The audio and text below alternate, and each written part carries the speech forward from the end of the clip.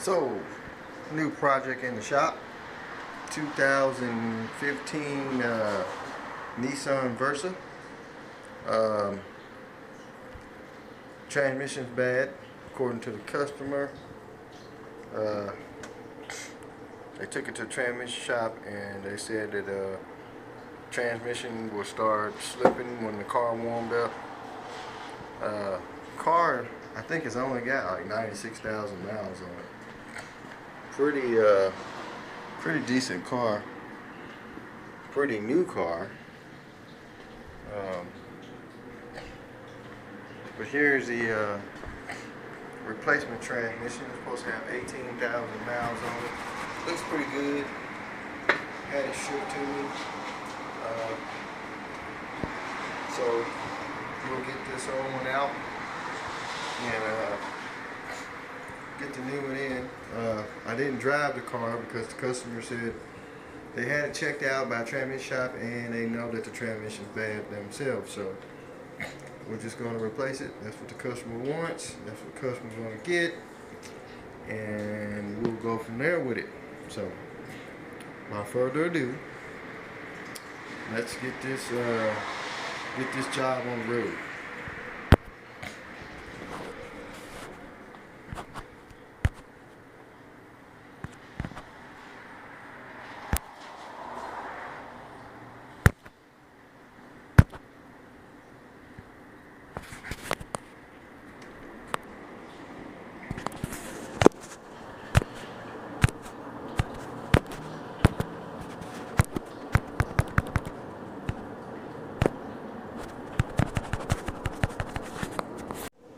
So I'm back at you. Just a little quick update on this transmission removal. The wire harness on the transmission is pretty simple. After you get your battery box out, this plugs to the ECU, which is inside the battery box. Then you got a few sensors. You got your neutral safety switch.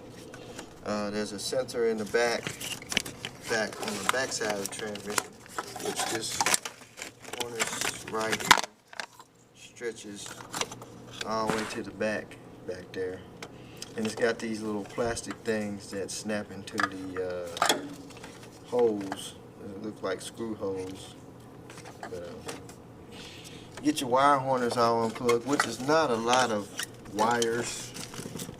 Once you get your battery box out, you can kind of just push this back, pull this back, and then that's that neutral safety switch. There's a sensor here, which you can see on this transmission is broke.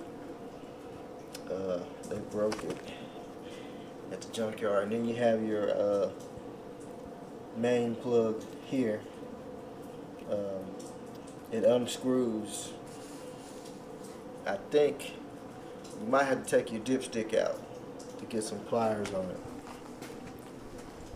I tried to twist it with my hand down there, but couldn't get my hand all the way around it. That's this harness here going to it. It's got like a little twist thing. You just twist it and it pops out, kind of a corkscrew. And then you have your transmission cooler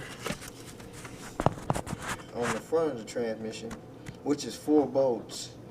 I was going to take all the hoses off of it because your coolant runs through it. This hose right here, it runs through that cooler, and I bet you're going to have some antifreeze come out. But I was going to take all the little hoses off, but what I did, I just took the whole thing off the other transmission just to see how it looked. And like I say, it's just 4 screws that holds it up there, and it has O-rings on the other side. But if you take the hoses off, you just gotta remember where they go. I mean, I'm gonna try and leave the hoses on and just take the box off and plug it off. I got some plugs. I'm gonna plug it off. Keep transmission fluid from coming out. Now this hose. This transmission holds that import style transmission fluid. It don't hold the Dextron. It holds this CVT transmission fluid. I think that's what they call it. Multi-import. That's what the newer Nissans are carrying. It says for, I don't know if you can zoom in and see it, for Honda, Toyota, Nissan. It's synthetic. It's clear. It's a clear type of transmission fluid. So I'm pretty sure it's going to have a drain at the bottom where you can probably drain this transmission. I haven't lifted it up to see, but another thing about this transmission, it's got those stupid studs that stick out of the torque converter. So that makes the job a little bit hard, but you have to line it up with the flywheel. But hey, I mean, if you've done transmissions before, you know how to line it up and get one started. But it's fairly clean though. Looking through the CV axle shaft hole, but you can see that fluid is clear. And that's the type of transmission fluid it holds. So, just a quick update.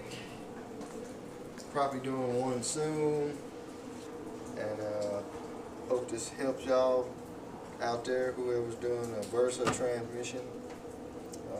Try and give you a lot of videos on it coming out and going back in. This should be a straightforward drop transmission. I looked up under the car. There's no subframe under it, so it should just be pushing it over towards the driver's side, because you got to get your studs out of the flywheel, torque converter, and just straight down if you got a transmission jack.